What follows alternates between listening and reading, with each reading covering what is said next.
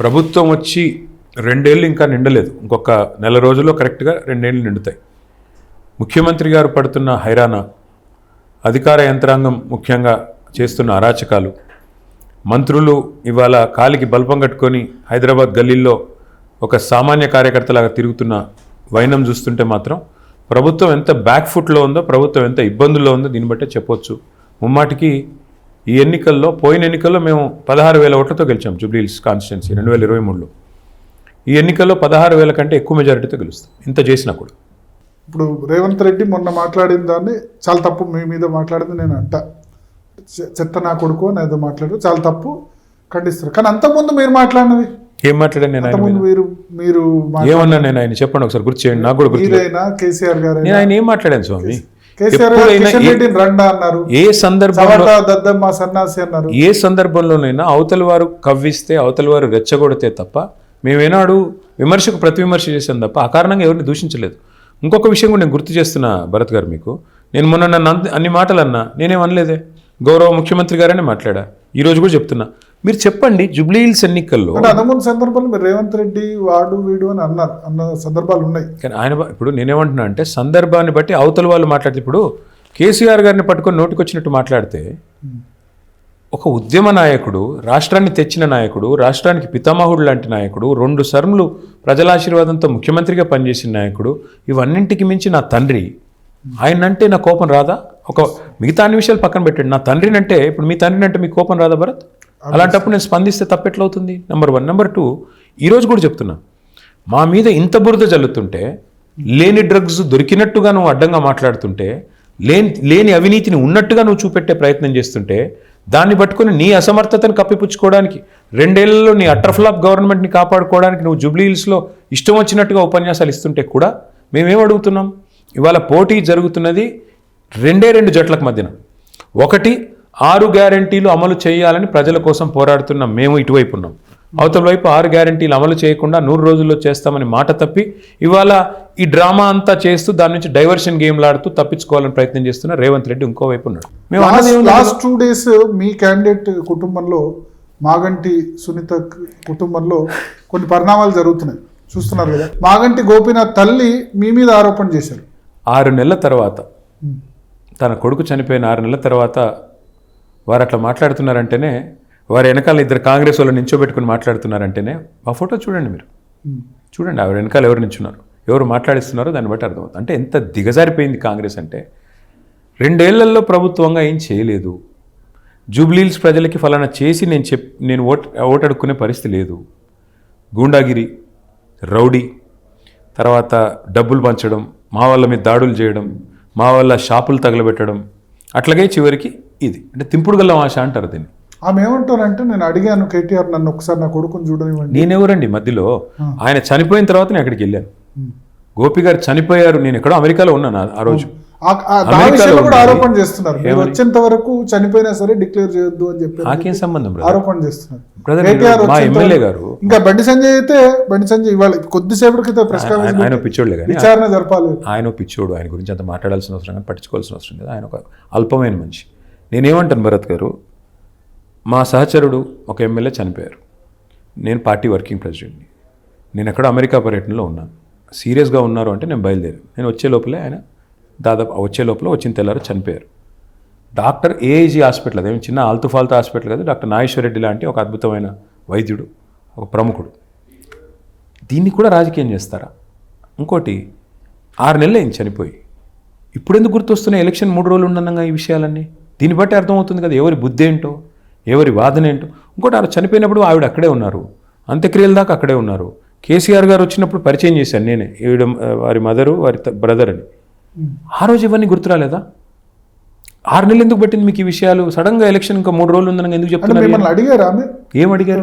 నా కొడుకు వాళ్ళ కుటుంబంలో తగాదాలు ఉన్నాయి బ్రదర్, నేనేం చేస్తాను దానికి? ఇప్పుడు మీ ఇంట్లో తగాదాలు ఉంటే నేను చేయలేను భరత్.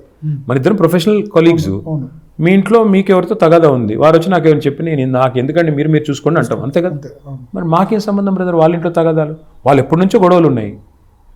మనిషి చనిపోయారు, చనిపోయిన తర్వాత ఎందుకు అని చెప్పి హరీష్ రావు గారికి నేను చెప్పాను, మీరు వారిని చూసుకోండి, వాళ్ళ తల్లిగారు వాళ్ళ బ్రదర్ ఉన్నారు, వాళ్ళు చూసుకోండి, నేను వాళ్ళ భార్య పిల్లల పాపం ఏడుస్తున్నారు, నేను వాళ్ళతో ఉంటాను.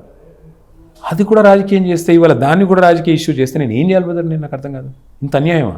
ఇప్పుడు ఎట్లా అంటే మాగంటి గోపీనాథ్ మృతి మీద విచారణ జరగాలి అని చెప్పి వాళ్ళ ఇంత అల్పమైన మనుషులు అయిపోయారంటే రాజకీయంలో, ఇంత చిల్లర రాజకీయాలు అయిపోయినాయి అంటే, తుచ్చమైన రాజకీయాలు అంటే కనీస సంస్కారం కూడా లేదు. ఇవాళ ఒక వ్యక్తి చనిపోయారు, ఆవిడ భార్య ఎలక్షన్లో మా క్యాండిడేటు, ఆవిడ ఏడిస్తే దాన్ని రాజకీయం చేస్తారు, దాన్ని ఇష్టం వచ్చినట్టు మాట్లాడతారు. మీద నుంచి ఇంత అల్పంగా ఇవాళ ఆయన మృతి మీద రాజకీయం చేస్తున్నారు. చనిపోయిన వ్యక్తి మీద ముఖ్యమంత్రి నిందారోపణలు చేస్తాడు. ఇంతకంటే చిల్లర రాజకీయం ఉంటుందా భారతదేశంలో ఎక్కడ? ఇంకొక ఆరోపణ కూడా, బినామీ ఆస్తులు ఉన్నాయి మీ పేరిట మాగంటి గోపీనాథ్. ఇప్పుడు ఇట్లాంటప్పుడు ఎడమకాలు చెప్పు తీసుకుని కొట్టాలనిపిస్తుంది. అట్లా మాట్లాడిన వాడిని ఎడమకాలు చెప్పు తీసుకుని కొట్టాలా? ఎవరండి బినామీ? ఎవడు బినామీ? ఏం మాట్లాడతారు నాకు అర్థం. ఇంత దరిద్రం రాజకీయం, ఇంత అల్పంగా మాట్లాడతారా? మీరు ఎక్స్పెక్ట్ చేయలేదు ఎలక్షన్ ముందు ఇది బ్రదర్ తగాదాలు ఇక్కడ దాకా వస్తాయి? నాకు రేవంత్ రెడ్డి చిల్లరగాడని తెలుసు కానీ ఇంత చిల్లరగాడని తెలియదు. బండి సంజయ్ చాలా చిల్లరగాడని తెలుసు కానీ ఇంత నీచుడని తెలియదు. అంతకంటే ఏం చెప్పాలి నేను నీకు? అంటే రాజకీయాల్లో దమ్ముంటే నీ బీజేపీ ప్రభుత్వం ఏం చేసిందో, ఏం పీకిందో 11 ఏళ్లలో తెలంగాణకి చెప్పి ఓటు అడుగు. అది గొప్పతనం. అంటే ప్రతిసారి దిక్కుమాలు నోరేసుకొని మాట్లాడడం, ఎంతసేపు హిందువులు ముస్లింలను చిల్లర మాటలు మాట్లాడడం, అది ఒక ఆయనకు అలవాటు. ఇంకొక ఆయనకేమో 2 ఏళ్ళు పీకిందేం లేదు కాబట్టి పాపం ఆయన కింద మీద పడి ఇట్లాంటి అడ్డమైన డ్రామాలు చేసి 4 ఓట్లు దొబ్బుదామని చిల్లర ప్రయత్నం చేస్తున్నాడు.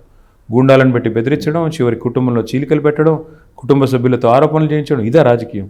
అడుగు ఓటు, తెలంగాణ ప్రజలను అడుక్కో. నేను ముఖ్యమంత్రిగా అటర్ ఫ్లాప్ అయ్యాను, దండం పెడతాను, నా పదవి పోయేటట్టుంది ఎలక్షన్ ఓడిపోతే, మా రాహుల్ గాంధీ నన్ను తంతాడు, కాబట్టి దయచేసి నాకు ఓటు వేయండి.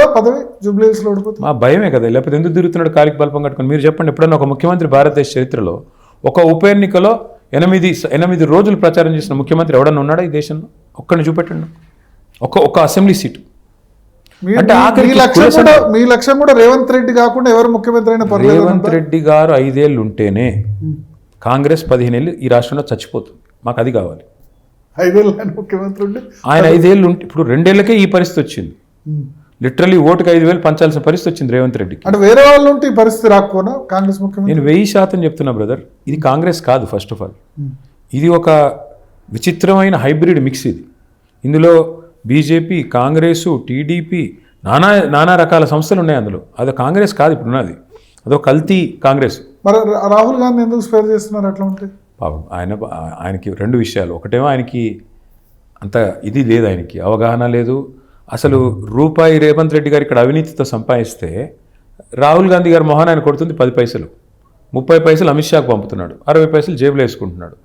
రాహుల్ గాంధీకి చెప్పేటోళ్ళు లేదు కదా. 30 పైసలు అంటే మీరు ఇంత అమాయకంగా ఉంటే ఎట్లా బ్రదర్? మీరు బీజేపీ కాదండి, కేంద్ర ప్రభుత్వంలో ఉండే హోంమంత్రి.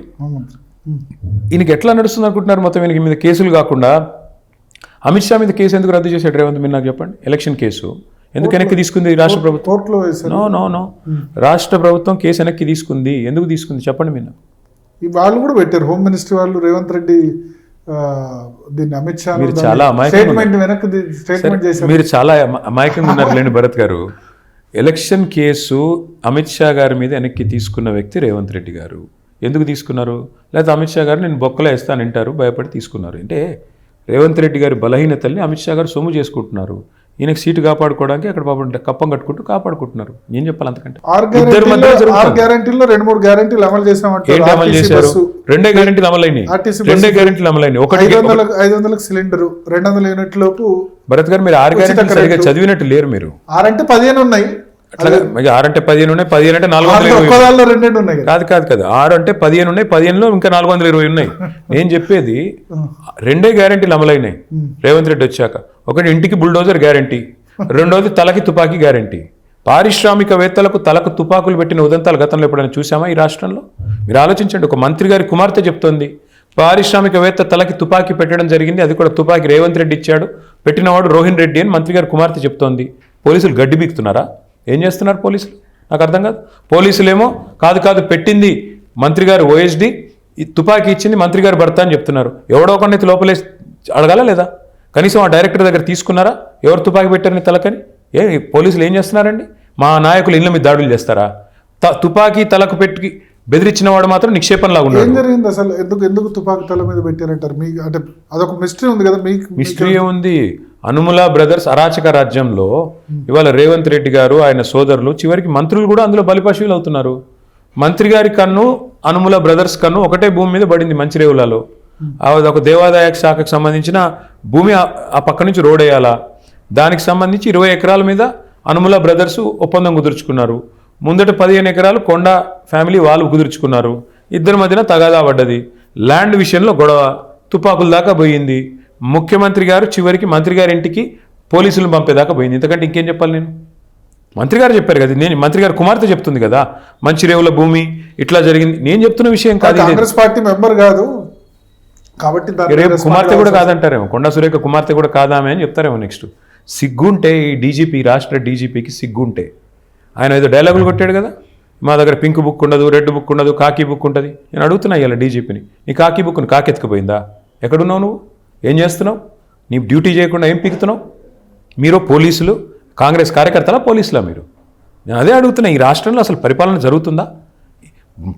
డే లైట్ రాబరీలు జరుగుతున్నాయి, డే లైట్ మర్డర్లు జరుగుతున్నాయి. ఏం చేస్తున్నారండి పోలీసులు? మా నాయకుల ఇళ్ల మీద దాడులు చేస్తూ ఉన్నారు. చందానగర్లో jewellery shop daylight robbery, నిన్నగాక మొన్న బాలానగర్లో డే లైట్ మర్డరు. ఏం చేస్తున్నారు? 41% క్రైమ్ పెరిగింది. నాయకులకు దాడులు, డబ్బులకు సంబంధించి వద్దాం. మీరు అధికారంలో ఉన్నప్పుడు దాడులు, డబ్బులు ఇవన్నీ సిలీ టాపిక్స్ భరత్. నేను ఒకటే అడుగుతున్నా. జూబ్లీ హిల్స్ ఉప ఎన్నికల్లో నేను స్పష్టంగా జూబ్లీ హిల్స్లో 9.5 ఏళ్లలో మా ప్రభుత్వం ఏం చేసింది చెప్పండి రేవంత్ రెడ్డిని. నువ్వు 2 ఏళ్లలో హైదరాబాద్కి ఏం చేసావు? ఒక ఇల్లు కట్టావా? ఒక మోరీ కట్టావా? ఒక రోడ్డు కట్టావా? కనీసం దోమల మందు కొట్టావా? శానిటేషన్ సరిగ్గా 4,000 కోట్లు కంటోన్మెంట్ లో చేసి చూపించామని చెప్తున్నారు. నేను ఇక్కడ నుంచి స్ట్రైట్ గా మీరు నేను కలిసి 4,000 కోట్లు నేను లెక్క అడిగాను. నేను ఇక్కడ నుంచి స్ట్రైట్ గా మీరు నేను కెమెరా తీసుకుని కంటోన్మెంట్ పోదాం. కంటోన్మెంట్ లో ఓ 100 మందిని అడుగుదాం. ర్యాండమ్, మీ ఇష్టం. నేను కూడా ఫ్లైఓవర్స్ ఎక్కడ ఫ్లైఓవర్ అయింది కదా, ఎక్కడ ఫ్లైఓవర్ ప్రభుత్వం ఇచ్చిన ఎక్కడ ఫ్లైఓవర్ అయింది? 4 రూపాయలు ఖర్చు పెట్టాడా? అది కాగితాలు ఏముంది భరత్? నాలుగు గీక్కుసుకొని పారేసుకుంటే పారేసుకోవచ్చు. కాగితం ఇవ్వడం కాదు కదా. 5,000 కోట్ల కాగితం ఇచ్చాడు. ఇచ్చి ఎన్ని రోజులు అయింది? 1.5 సంవత్సరం అయింది. రూపాయి ఖర్చు పెట్టాడా? కనీసం ఒక గజం ల్యాండ్ సేకరణ చేశారా? ఒక్క దగ్గర ఒక నిర్మాణం, ఒక పొక్కన్న తవ్వారా ఫ్లైఓవర్కి? ఏం ఖర్చు పెట్టారు? ఎక్కడ పెట్టారు? మొత్తం రోడ్ల మీద పొక్కలన్న పూడ్చాడా కంటోన్మెంట్లో? అంటే చెప్పడానికన్నా బుద్ధి ఉండాలా, వినేవాడికి లేకపోయినా.